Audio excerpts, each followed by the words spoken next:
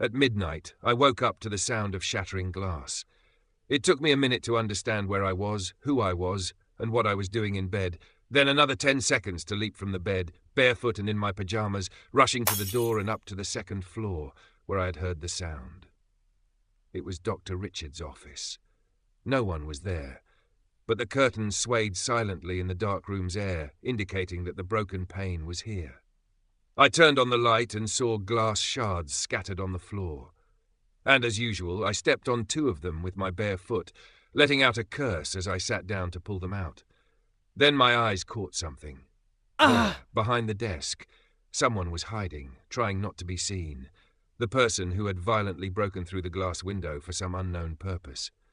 If I ran from the room, he might attack me, so I busied myself tending to my foot, cursing loudly. My blood roared in my ears, adrenaline surged in my veins, and my fists tensed. Then, in one swift motion, I leaped onto the desk and threw myself at the intruder. I received a punch to the stomach that knocked the wind out of me, but I gritted my teeth and drove my knee into his lower abdomen. I heard him groan. But who was he? He was masked, and all I could see were his eyes, cold as London's winter, grey as its fog. I struck his nose hard through the mask, feeling the cartilage nearly break, then followed with a punch to his chest. I had never been an athlete, and karate, judo, and taekwondo weren't common in my generation. But any human can fight ferociously when given a strong enough reason. And was there a stronger reason than preventing this maniac from killing me? We grappled in a long, brutal struggle. The bastard was strong and ruthless, but I was terrified, and my fear made me an almost equal opponent. Suddenly, his hand reached for something on the desk. A heavy metallic object came crashing down on my head. No, I won't lose consciousness. I fought it, but the ground betrayed me. I must have been unconscious for no more than 5 minutes. Lying beside me on the floor was a hole puncher, the weapon that had decided the fight. Nausea churned in my stomach, but I forced myself up, staggering toward the open door. I ran down the stairs, knowing exactly where I would find him. The basement. Yes, there he was in the dark beside Count Dracula's coffin. He had turned on an electric flashlight and placed it on the ground beside him. His face was close to the Count's, whispering words I couldn't quite make out, some cryptic pagan prayer or something of the sort. Ah, will this madness never end? I let out a scream that startled even me, grabbed a discarded bottle from the floor, and swung it in the air like a club before lunging at the intruder. Had he not flinched, I would have shattered his skull in seconds. He leaped back like a scalded cat, reached for the flashlight, and switched it off. Then his fists rained down on me in the darkness. This bastard could see in the dark like a bat. This time I didn't put up much of a fight. I lay there for a while, panting in the darkness, the salty taste of blood filling my mouth. I figured I might need to regain some fitness for the next time. Then the basement light flicked on. Dr. Richard and Lavarsky stood around me, dressed in their nightclothes, their eyes puffy from sleep. I sneered bitterly. "Congratulations on your clear consciences. The noise I made was enough to wake the dead, and yet you've only just woken up now." I started recounting what had happened. The moment Dr. Richard heard my story, his face turned pale, and he sprang like a cat toward the office. A terrifying thought crossed my mind. What if he came back, as he always did, claiming that no glass had been broken and that I was just hallucinating? But after a few minutes he returned, looking genuinely concerned. In his hands he held the hole puncher, the same weapon that had nearly smashed my skull minutes ago. He said, "You were lucky, my friend." I pointed at the broken bottle on the floor and said, "And so was that bastard." Dr. Rifat sighed. "We are civilized people, and I believe what happened shouldn't prevent us from dressing appropriately so we can discuss matters in a civilized manner. We shall meet in my office in 10 minutes. Ah, these Englishmen! They expect me, upon discovering a thief in my house, to rise from bed, comb my hair, dress in formal evening wear, then approach the intruder with a gentlemanly bow and say, 'Sir, if you do not leave my house within a minute, I believe I will be forced to make some very serious decisions regarding you.' Ah, damn it. The important thing was that I went back to my room, got dressed, and examined my face in the mirror. Thankfully, there were no permanent disfigurements. But what explanation would these two gentlemen come up with for my short-lived failed adventure? In the office, where the curtain was no longer swaying, I looked at them and asked, "Well, what do you have to say now?" Dr. Lavarsky avoided my eyes and said, "If you want my opinion, I'd say there are some strange events happening, all connected by one thing. Each time we either find you heading toward the basement or sleeping in it." Dr. Richard added, "I'm curious about the next story you'll come up with to justify your nightly trips to the basement." I snapped in frustration, finding them unbearably ignorant and irritating. "Do you think I enjoy that musty basement and that ridiculous mummy? Do you believe I make up lies just to justify my overwhelming love for sitting beside coffins in the dark at night?" Dr. Richard couldn't suppress a smile at my words. He raised a hand, trying to calm me. "I am not accusing you, nor did I say that, but I do believe someone is deliberately trying to lure you into the basement alone." That had never crossed my mind before, but it was true. "Let's assume that's the case. What's supposed to happen down there?"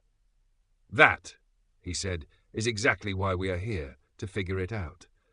But why couldn't tonight's visitor just be a simple thief, a regular burglar?" Dr. Lavarsky shot me a meaningful look and replied, "Thieves don't kneel beside coffins and recite cryptic prayers. You said that yourself, remember?" Dr. Richard added, "And burglars don't break glass so carelessly. Either this thief is a fool or he wanted to be heard. And thieves don't enter houses from the second floor when they have first-floor windows available." He cleared his throat, got up and pulled the curtain aside. Then he said, "There's something even stranger. Have you noticed the broken glass? It's just a small opening, not nearly big enough for a person to pass through." I looked into his eyes and said, "But it is big enough for—" "Yes, it was big enough for a bat." Dr. Lavarsky muttered, "More mysteries. Do you want my opinion? I believe some secret society or a cult, maybe devil worshippers, about the mummy we have, and they are trying to steal it." But no one knew what we knew. As long as we learned what we did from the manuscripts, what's stopping others from knowing the same thing? This means we need to be even more careful. There's only one day left anyway. Let's make sure it passes safely, by any means necessary. Then he wagged a finger in my face and warned, "No more mysterious visits to the basement, because next time won't end well. I want Egypt to remain in one piece, without any holes in it." The two men descended the stairs while I lingered behind, lost in thought. If the intruder didn't enter through the window, then he was someone inside the house. If he was strong, then he was a man. If he wasn't me, then he was one of the scholars. And if he had grey eyes and a strong build, then he wasn't Lavarsky. That left only one possibility. Yes, that aligned with what had happened yesterday. Every time something mysterious occurred, Dr. Richard was always involved. Then he would show up to convince me I was hallucinating. But what was this man hiding? He's either playing a cruel practical joke on me, or is completely insane, which wouldn't surprise me. Anyone who has spent their life buried in this nonsense must be at least a little mad. But why me in particular? Because I'm the youngest and most reckless? Or because he still carries the colonizers' contempt for the people of the land he occupied? It hasn't even been 3 years since the Suez War. Could he really be that bitter, prejudiced Englishman? I don't understand. In any case, only one day remains, and all I can do is be cautious and wait. I entered my room and locked the door. I walked over to the window and opened it, glancing up at the broken office window above. For a moment, I thought I saw something slowly emerging from the hole in the glass. Then I saw it clearly, a small bat.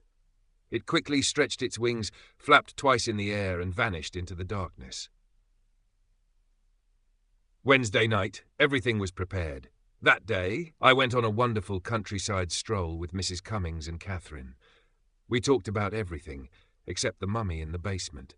I was afraid I might let something slip, but it seemed like she already knew everything. We returned home in the afternoon and had a decent meal. Then Dr. Richard urged us to get some sleep since we'd be staying up all night. In my room, I sank into a deep slumber. For a moment, I didn't know where I was. Was the darkness around me part of a dream? Or was I the dream myself? The sun had set and night had fallen, but why hadn't anyone woken me? Then I realized what had awakened me. Footsteps. Strange footsteps echoing in the hallway outside my room. There was something unsettling about them. They weren't the casual steps of someone merely passing by. They were deliberate, slow, measured, meant for me to hear. Cautiously, I reached for the bedside lamp, unplugged its cord, and wrapped it around my hand, ready to use it as a weapon. Slowly, I walked toward the door. Then, to my utter shock, the footsteps resumed, stopping just behind the door. Was it Richard or Lavarsky? But why this secrecy? I reached for the doorknob and opened the door. In the dim hallway light, I saw a familiar silhouette. Dr. Rifat, something has happened. Catherine, what are you doing here? What's going on? She was pale, trembling, her beautiful blue eyes glazed with frozen tears that had yet to fall. There's no one there. I don't understand. There is no one there. All their rooms are empty. Mai, Widad and Lafarsky, all the rooms are empty. All of them. What time is it now? 11 at night. So there's only 1 hour left until the monster rises. But where did they go? Did they leave? Did they hide somewhere? And why did they leave only me and Katerina behind? I'm scared, Dr. Rifat. I slept deeply, and when I woke up I found no one. She was trembling like a leaf. I extended my arm and held her close. Something stirred in my heart. For the first time I realized that I had lived 35 years of my life alone. What a strange feeling, to be responsible for someone, to have someone need you so much that they could cry. I took her hand, and we went down to the basement. Everything was as it was. The cursed coffin was still in place. The bat mummy, the bucket of pig's blood. I said to her, "You know what was supposed to happen tonight, don't you?" She nodded. "Yes." "And you know that there's only an hour left?" "Yes." "Did you search the house thoroughly for the others? And the garden and the basement? There's no one. They left us behind." I lit a cigarette and sat on the edge of the coffin, lost in thought. Should we call the police? We don't have a phone. The nearest one is half an hour away. Fantastic. And then total darkness swallowed the basement.